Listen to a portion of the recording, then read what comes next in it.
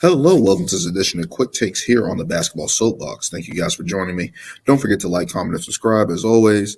But this one, we're looking at the last stretch of the NBA season, but this team will be the Miami Heat. And my question for them is this the end of the road for the Miami Heat? They're currently a 7th seed at 31-25. Looking at this team, they had an okay start to the season, kind of up and down, but they dipped in January. And so far in February, have been able to turn it around a little bit here. This team has just been hampered with injuries. Jimmy Butler, Bam Adebayo, and Tyler Herro have combined to miss 43 games on the season. Jimmy Butler recently just was away from the team with a death in the family and stuff like that, but had a little couple of knick-knack injuries as well. Tyler Herro has missed, 20 games on the season. Jimmy Butler, 18, Bam Adebayo, 10. So you're just looking at what this team collectively, and they just haven't been able to find their footing so far to start the season with all these injuries. Recently acquired Terry Rozier just had a knee sprain, so just constantly missing guys, especially guys that are really important to their run. But Spo has been able to keep this team afloat throughout all of that, right? Like he's just Heat culture, Heat Mafia. He recently just signed a big extension down there in Miami, so Spo has been leading this team, getting production out of Duncan Robinson and Highsmith and guys of that nature, and has just been putting it together, patchworking this team so far to start this season. Recently just traded Kyle Lowry, who was brought there a couple seasons ago to kind of bolster their backcourt and help them get to the NBA Finals, which he did last season. But he's recently gone, brought in Terry Rozier. He's now hurt, and just kind of collectively getting it done.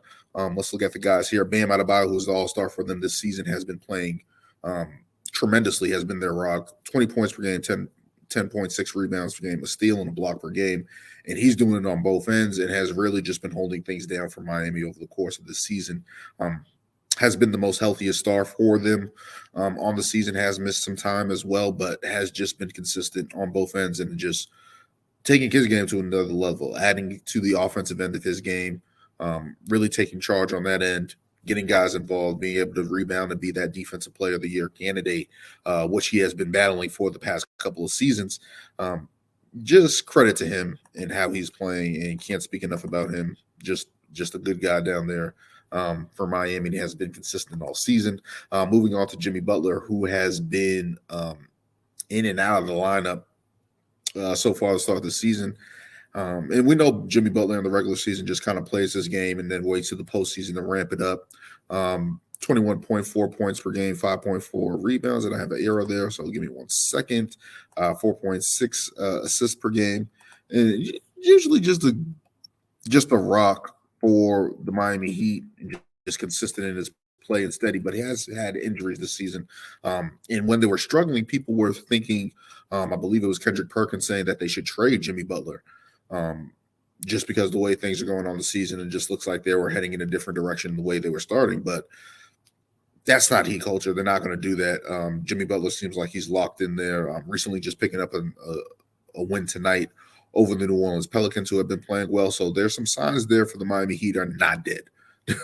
Right? Like Miami Heat is always going to be in it. They're always going to find a way to just fight out of it and get back on track. Looking at the Miami Heat, looking at Tyler Herro, who is up to scoring, obviously got rewarded with that big contract as well. 21 points per game, 5.3 rebounds, 4.4 assists, kind of on the same numbers as Jimmy Butler. So there's something there with Miami. It's not all doom and gloom, right? Like they have the improved play of Duncan Robinson, who's shooting 13.3 points per game, shooting the ball really well, and seems to be out of that funk that he was since the bubble, really, and really bringing it back since their run to the finals, and seems to be getting back on track. So good things for Duncan Robinson. Josh Richardson has been a godsend for them, has been playing really well for them as well. So there's some guys there that are stealth, but nobody has been more stealthy than recent dunk contest participant, Jamie Jaquez Jr. for the Miami Heat out of UCLA. And people, when he was drafted, were just like, they did it again. They found another guy to draft and bring in a young guy that can produce for them. 12, nearly 13 points per game, nearly 4.4 rebounds a game, and has really just been playing really well for them so far this season. It seems like the perfect Miami Heat guy that's going to be a lifer there and be consistent and continue to be a good player. And he has just been, again, a model of consistency. They're just waiting to see if he can get his outside shot to go. But playing leading by Jimmy Butler and Bam Adebayo and Spo, they're putting him in all the right positions. And Miami's just going to continue to roll here with these guys. But seeing if they can get healthy, that has been the main setback for the Miami Heat, just to be healthy. Hopefully the All-Star break was able to be good to them. Jimmy Butler is able to be available, Tyler Herro, Bam Adebayo going forward. If those guys are healthy, then you can figure it out. And Spo has been one of the best coaches. I always call the Miami Heat Spurs East, just because how consistent they've been. They haven't really been out of it long since Spo really got there. So just looking at that standpoint for the Miami Heat, you always got to keep one eye open for them, especially as a Boston Celtics fan. Looking at the Miami Heat and what they've been able to do over the past couple of seasons, just been able to retool,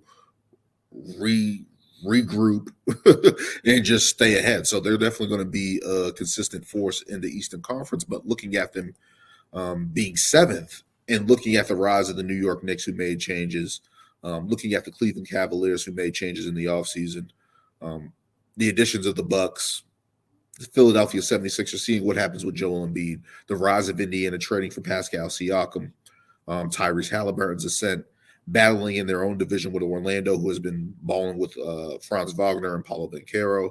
Looking at it from that standpoint, it's like, is this the end of the Miami Heat right now? Because these other teams are rising above them. And that has been the case last season and stuff like that, and they've always been there fighting. But it's just like there's too much talent in the Eastern Conference, I think, for them to overcome, unless there's just some type of well that the Miami Heat Mafia are holding on to and find a way to just dig another run out of it. There's just so many teams there. And looking at how they're low in the conference, yes, they have beaten Milwaukee. They beaten Boston last year. So they're not going to be scared. They're always going to just get a puncher's chance, right? But then you look at the New York Knicks have retooled. You look at the Cleveland Cavaliers who have retooled. Is that the addition of Terry Rozier, if he's healthy, is that going to be enough to retool and get them against those type of teams? And if they're in a play-in situation, you have the Orlando Magic that are there, Chicago Bulls that can be feisty, whatever situation they're going to be in, Atlanta Hawks who have shown that they've been able to win in the play-in and get to the NBA playoffs and have that Eastern Conference Finals run a couple years ago. So looking at their position of the Miami Heat in the Eastern Conference, if they don't rise above where they are right now in seventh place, they're going to be fighting again. And do they feel comfortable, depending on the standings, going up against a Boston in the first round again, going up against the Milwaukee Bucks again in the first round with this retooled team? And they're not going to be afraid, but is that the best route for them? Is that the best option for the Miami Heat? And to think about it, it's like this is a tougher Eastern Conference, because it's like New York is going to be tough. Cleveland's going to be tough. Boston's tough. Milwaukee eventually is going to figure it out, in my opinion. The Philadelphia 76ers, once they get Joel Embiid back, see how he is with Buddy Hield and their additions and Tyrese Maxey, it's going to be interesting to see where this Miami Heat team shapes up in the Eastern Conference with all these teams now ascending, making changes, retooling. It's going to be interesting to see where the Miami Heat are at for sure, and see if Spo can magically and Pat Riley and Alonzo Mourning, Bob McAdoo, all those guys down there can't just find a way to just muster a run up and say, hey, we got you again. And hopefully not, as a Boston Celtics fan. So we'll see if this is the end of the Miami Heat, man. They've been consistently good, finding ways to win, and they're just always lurking. And we'll see if they're able to pull another rabbit out their hat.